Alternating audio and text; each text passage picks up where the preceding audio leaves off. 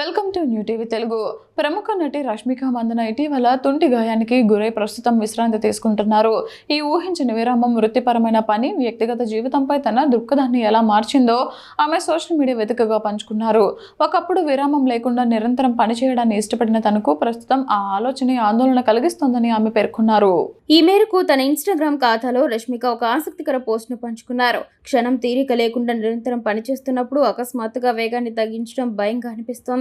కానీ అనుకోని పరిస్థితుల వల్ల నెమ్మదించాల్సి వచ్చినప్పుడు గతంలో చేసిన తీవ్రమైన శ్రమ ఇప్పుడు భయాన్ని కలిగిస్తోంది.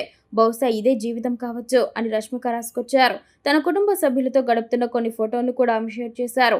తాను ప్రస్తుతం ప్రేమ, సానుకూలత, ప్రార్థన మధ్య ఉన్నానని చెబుతూ అభిమానుల ఆదరాభిమానాలకు కృతజ్ఞతలు తెలిపారు. తన ఆరోగ్య పరిస్థితి గురించి కొద్ది రోజుల క్రితమే స్పందించిన రష్మిక ప్రస్తుతం తగినంత విశ్రాంతి తీసుకోవడం, పుస్తకాలు చదవడం, పజిల్స్ ఆడడం, తన పెంపుడు కుక్క ఆరాతో సమయం గడపడమే తన దినచర్యగా మారిందని తెలిపారు.